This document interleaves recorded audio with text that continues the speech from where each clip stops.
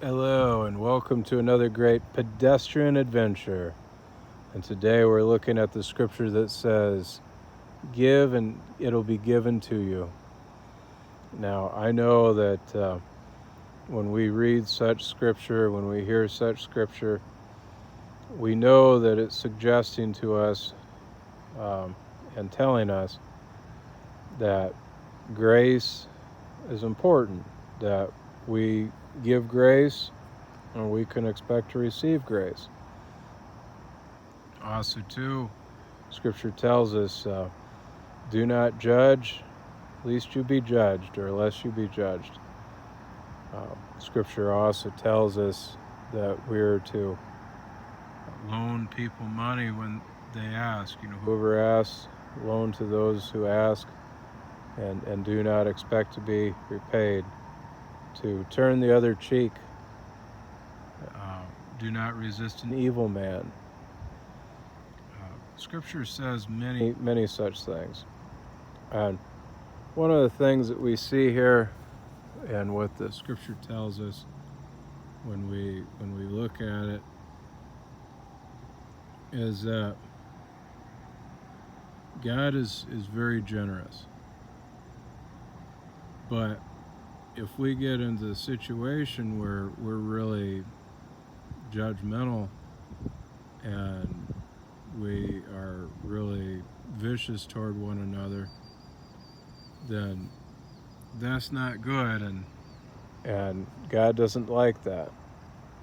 See, Christ died on the cross, and so he basically gave himself for us, was crucified, resurrected. He went through all the torture of crucifixion for us.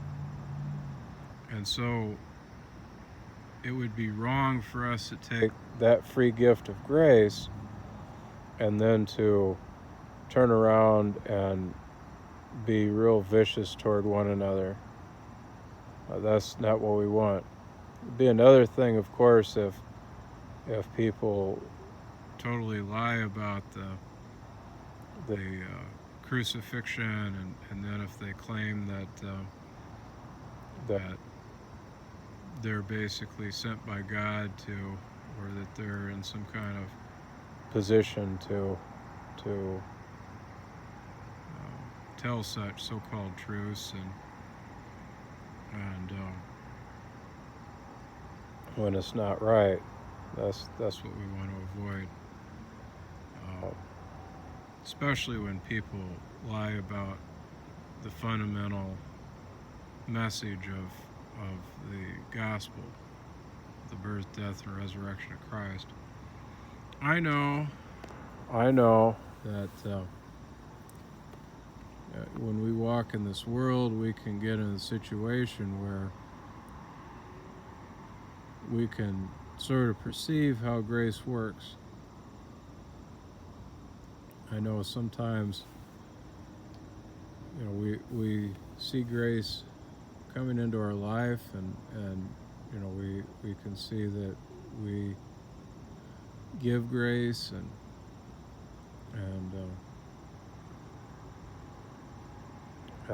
there's a lot that can be said about it, and we can really think about it. I know one time, years ago, there was a man that ran a fast food restaurant. I used to drive a school bus. I made $35 a day driving a school bus.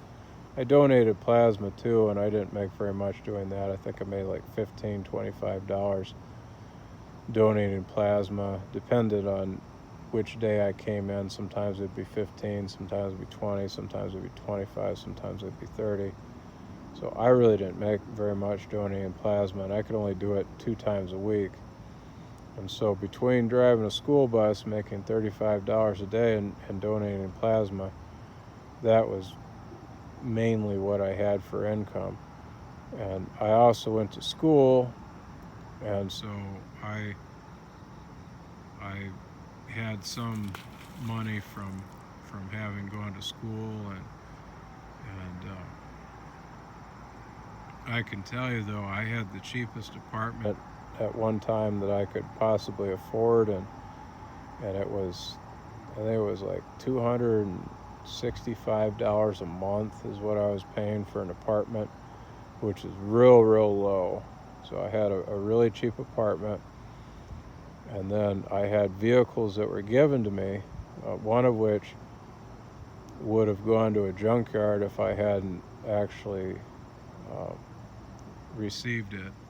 So I had a vehicle that possibly could have gone into a junkyard, and I was driving that as my primary mode of transportation. And I also had a van that somebody gave me, and that was pretty decent. I mean, it wasn't like a rotted out piece of junk. It was pretty decent.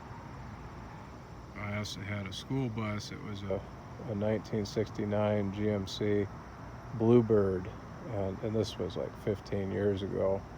So it was a lot newer back then, but it was still an old bus, and it was an RV. But anyway, so here I was, and I had my $265 month apartment. I made $35 a day working for a bus company, and I really didn't have much, I'll tell you. But what I will tell you here is that in the mornings, I remember, instead of driving back home after my AM route, sometimes I would go to the plasma center, and sometimes I would maybe study or something like that. I don't remember. Sometimes I kind of wonder how much I studied back then, but outside of home, of course. But what I would do is, after the AM route, I would go to a restaurant that I ordered the cheapest possible meal. I remember I had a cheeseburger that was $1. I had another cheeseburger that was $1, and then I had some hash browns that were also $1, and I had a cup of water, and that was my morning breakfast, and so I was paying about $3 every morning for breakfast, which is real low. I mean, you can't normally get breakfast for $3, but I did. And I remember there was a certain woman that I remember seeing, and she was writing a book, and I knew a little bit about book publishing and writing and whatnot. So I remember I talked to her, and I helped her a little bit with knowing about publishing. We talked diligently, but apparently her son was the manager of the restaurant, and I didn't know that. And so then, after I helped the woman and was generous in helping her as much as I could help her, then what happened is that the son, who was the guy that ran the restaurant there, he would bring my food out for free for a while. I remember that, and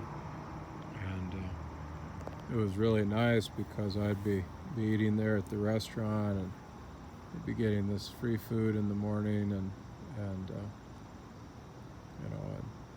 he was real kind, and I mean, I was real kind to the woman, and it was a good thing. It was a really good thing, and I really didn't expect anybody to be giving me anything in terms of food or anything. I mean, I had money.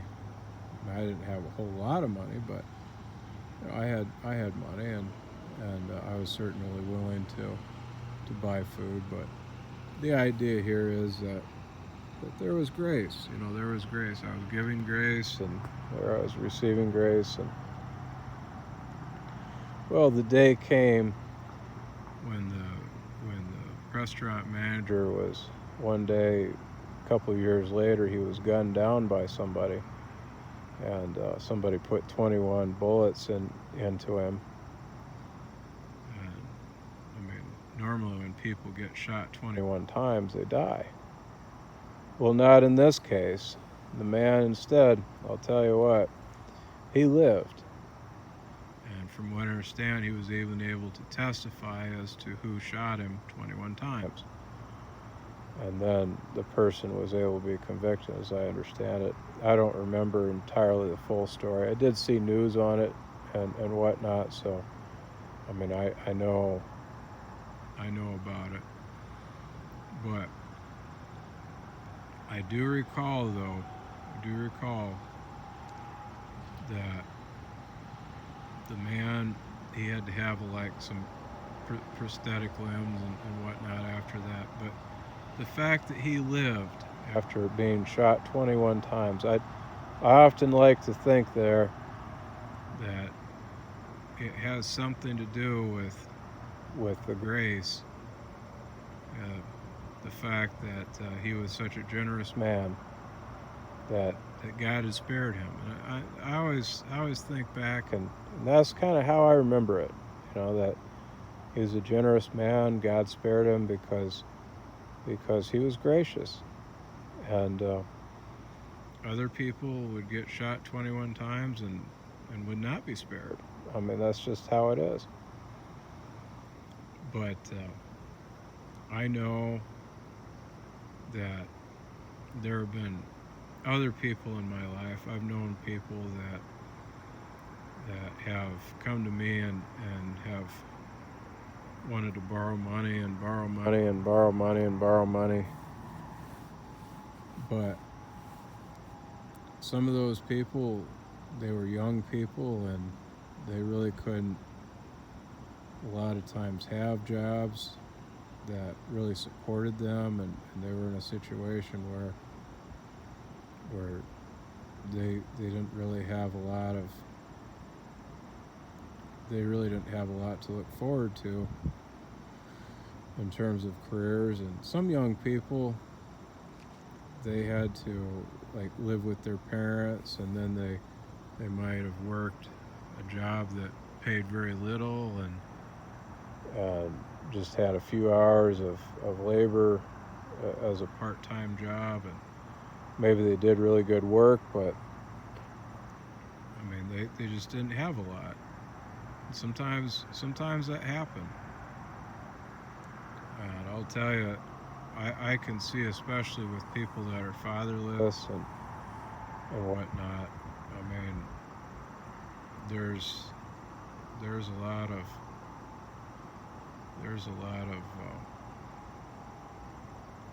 a lot of value there in taking care of people, and when you know them, but know enough about them and stuff that you're comfortable with that.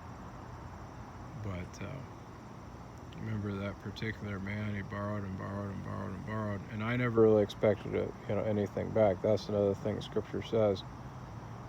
Like, lend to the one that asks, and do not ask anything back in return.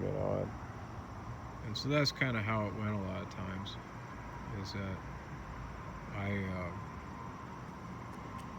didn't really expect anything in return, but it got to the point where I really couldn't afford it.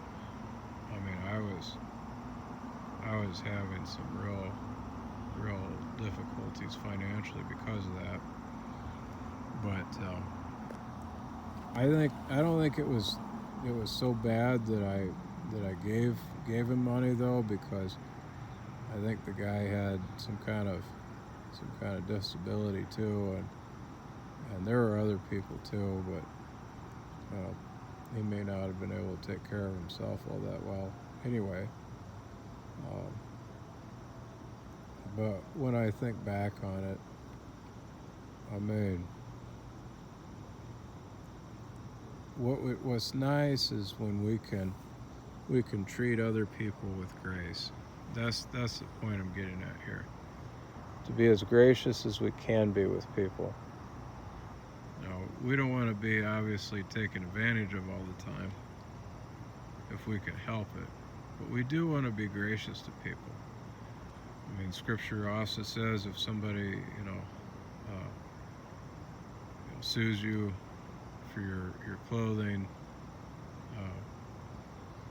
give them more even than what they want. I mean, that's doesn't exactly say it that way, but that's kind of what Scripture has to say there.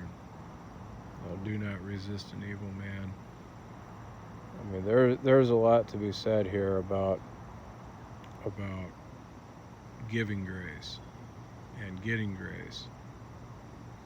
And so one of the things that we see is that when we give grace and we get grace, there's kind of a system to it. I mean,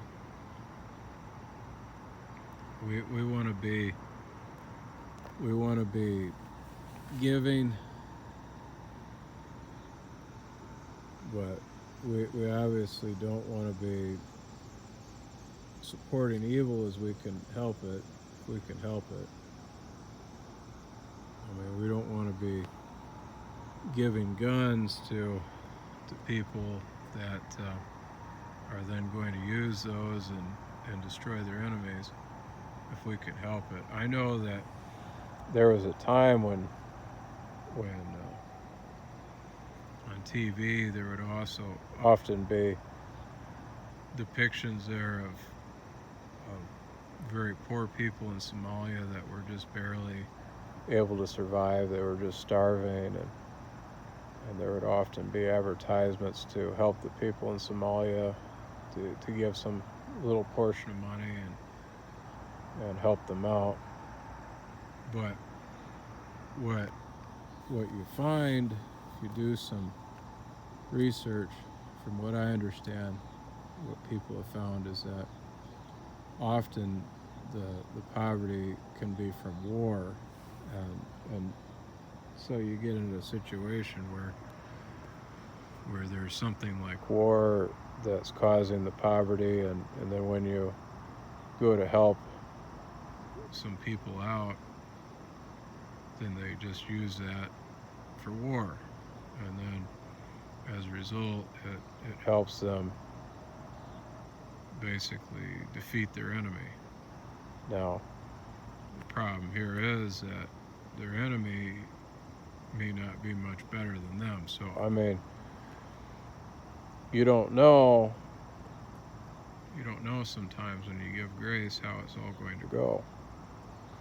But ideally, we should be gracious. We should be as gracious as we can be.